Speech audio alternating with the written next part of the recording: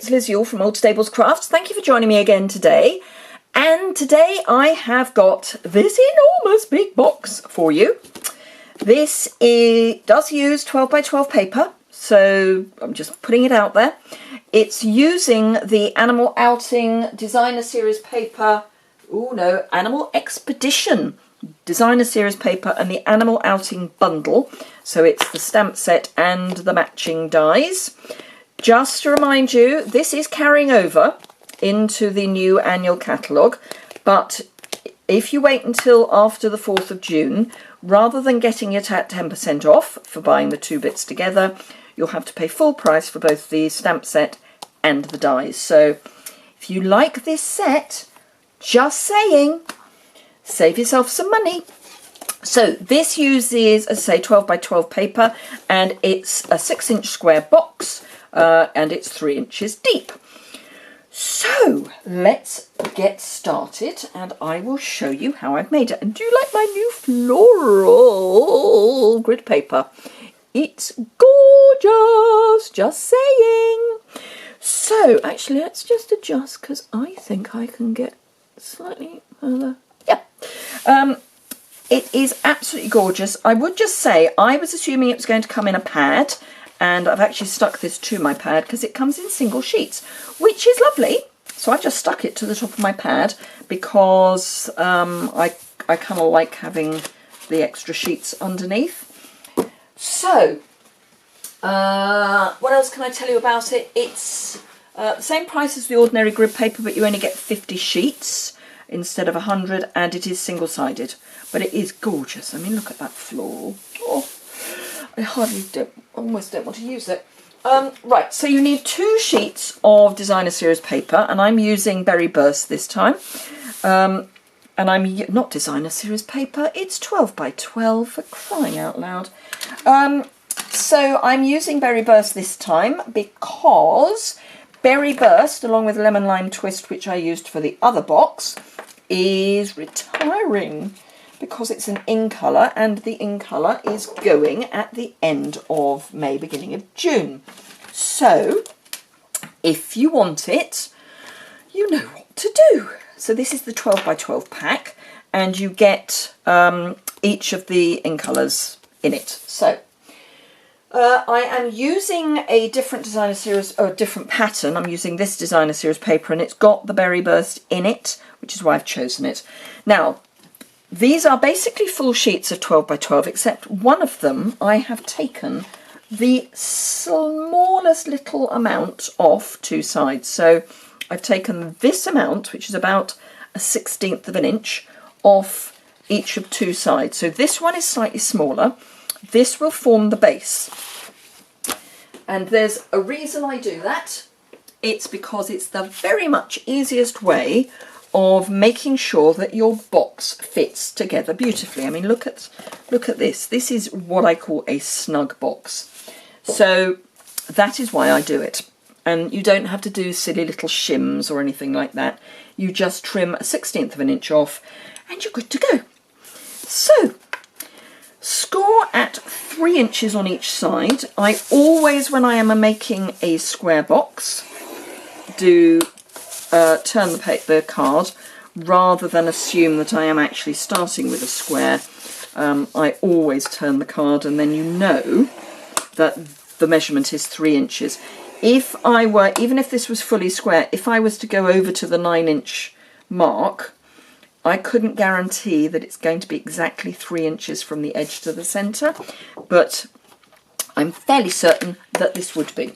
So that's that one. I need to do the lid as well, and I need to remember that this is the lid because it will become important. So this is my lid. And again, I'm just doing 3 inches all the way around because this is a snug 3-inch depth box. That's the word I'm looking for. So I'm going to do the base first. I'm going to bring back in the slightly smaller piece and grab my bone folder, turn my card over, and I'm going to burnish on each of the sides.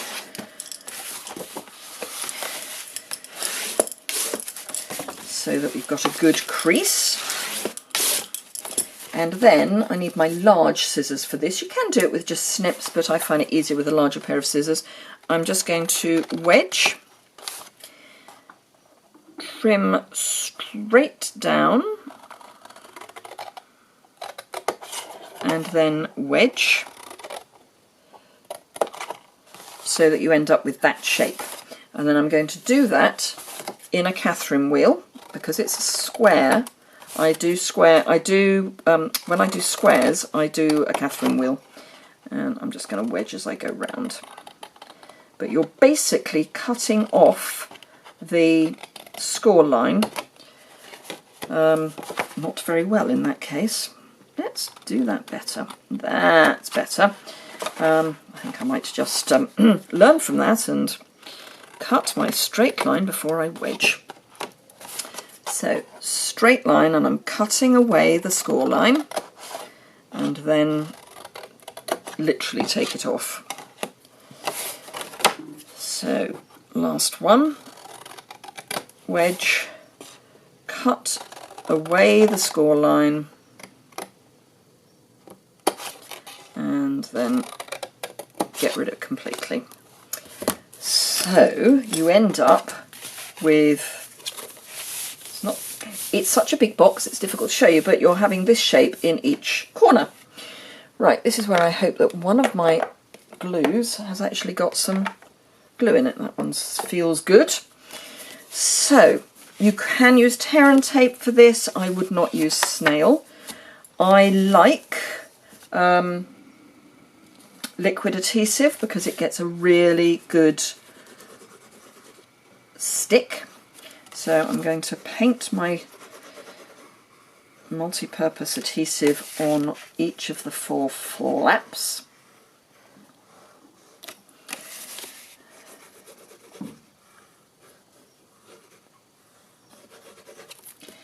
And then pop that back in my little stand. And then let's start on the first one I did. You're just going to draw it up.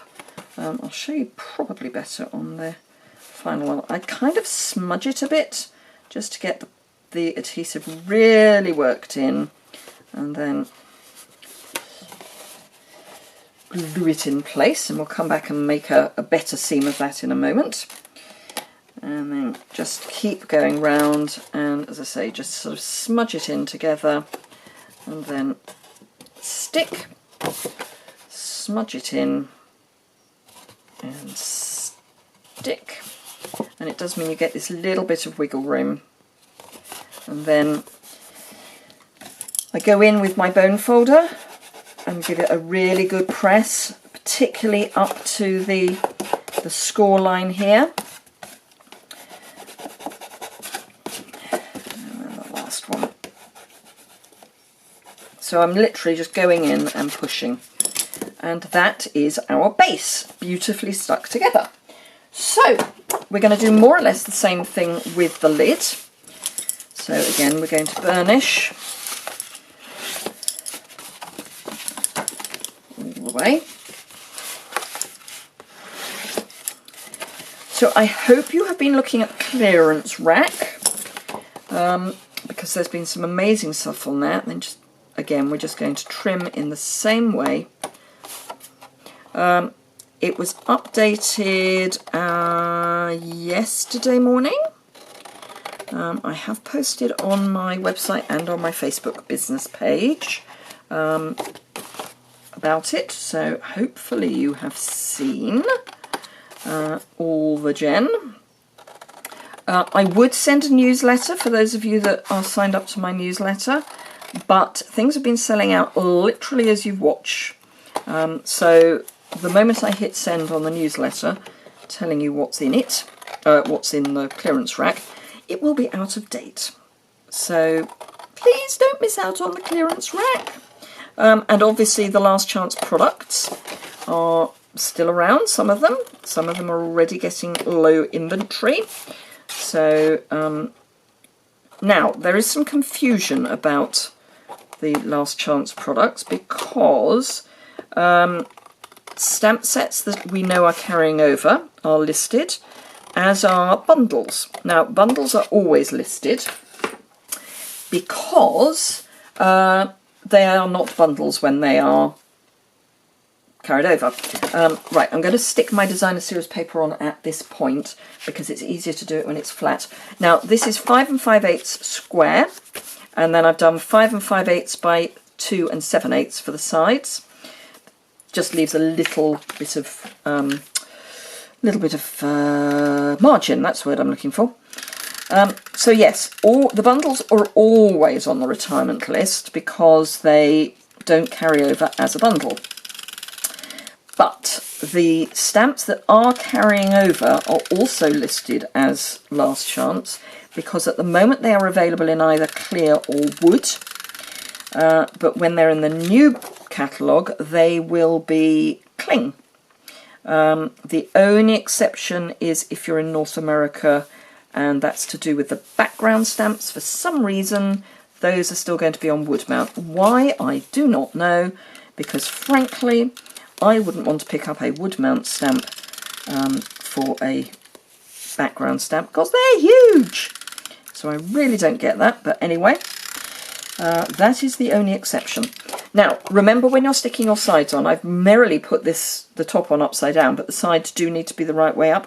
The top will be the right way up in one view, but the sides need to be the right way up in all views. So they all need to be the right way up. So yes, that is why all of the stamps are currently showing, all of the red rubber stamps are currently showing as last chance items. So if you want them, and you want them at the bundle price, then you need to get them now. If you want them in cling, then by all means wait until the new catalogue is launched, but that does mean that you will, if they're part of a bundle, you will end up paying more. So the choice is yours. Oop. Just run over the edge. It's all right, that will rub off. It's one of the joys of snail. If you catch it early enough, one of the joys of snail, if you catch it early enough, it runs out. So let me just grab another one of those. Read my class stuff, because I happen to know there's one there. There we go. So, yes. That was last chance and clearance rack. The frosted floral paper, which is gorgeous, lasted on the clearance rack for about 3 hours, I think, before it sold out in Europe. It was half price. It was stunning. I don't think the cardstock even lasted that long because there were packs of cardstock. And I think those kind of were a blink and you miss it. Right, okay, so we're going to do the same again. And stick this together. So you can spend a little more time on this, but I'm doing this for speed on the video because, you know, I don't think you necessarily want to watch me do this incredibly carefully. I think you want me to get it done. Where are we time-wise? 13 minutes, okay. She says, knowing what else we've got to do. Not too much, but I know we've got to do some more. Right, oops. Okay. So, same again. I wiggle it a bit just to make sure that it's spread out a bit, and then at here, wiggle a little bit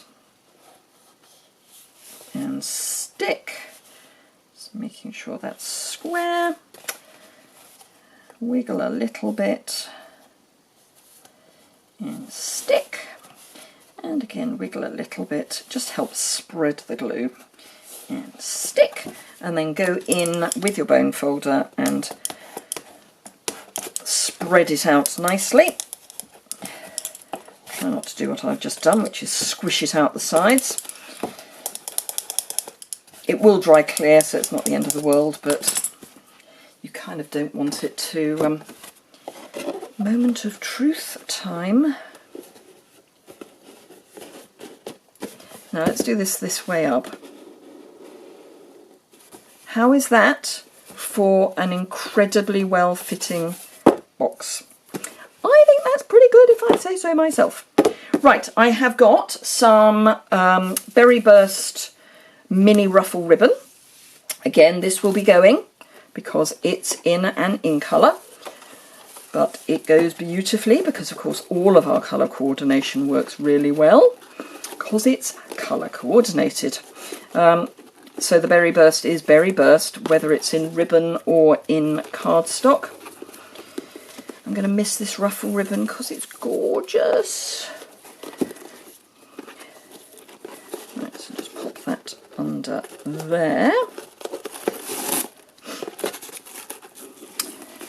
Okay, and I'm going to tighten a half knot at this point because I'm going to want to attach my tag. And it's easier to do it in a half knot first. But look at that colour coordination. I mean, come on. That is just, why wouldn't you? Why wouldn't you? Right, let's get those roughly the same length. Okay. Right, so I'll pop that to one side for the moment. I have a scrap of paper here for my stamping. I've also got a tag, which I've done with the scallop topper, tag topper punch. Just need to round the corners with my trio detail punch. So I've got a nice round corners there. Right, I've got the Rhinoceros from the stamp set, which I'm just inking up with Memento ink. And let's not worry too much about wastage. There we go. Okay, I'm just going to die cut that while I'm waiting for it to sort of properly dry. So I'm using the magnetic base plate because I love it. And then I can just whiz that through. Now sometimes with the magnetic base plate you do find that you've got dies that want to do their own thing.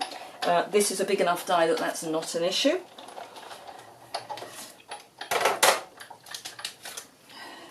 And there we go. Okay, so, right, I have got a selection of blends. I'm going to start with dark grey and just anything that is already shaded, just add a bit to. Now, do spend a little more time on this when you're at home, but again, I just want to get through this quickly for you. Yep, that's everything I need to do with that. And then with the light grey, come in and, oh, there's one bit I've missed that I need to do before I come over with the light grey. Let me just do the outline.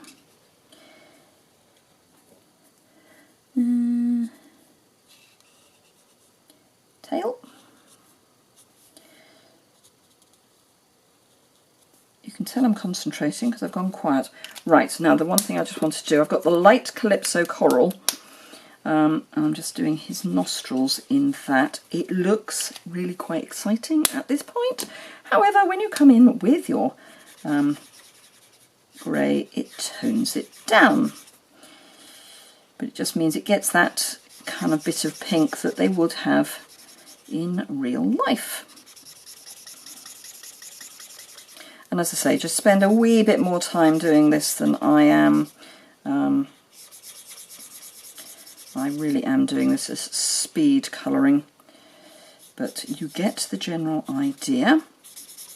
And the more colour you add, the smoother the blend between the dark and the light. That's, oops.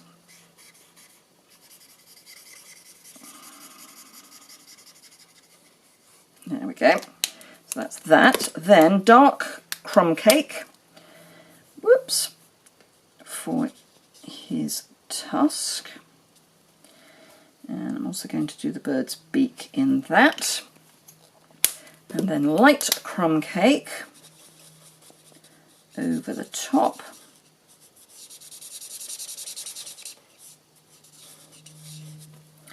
And Calypso coral for the bird itself, and again this is the light Calypso coral, and then Poppy Parade, because that is also in the paper, on the feathers.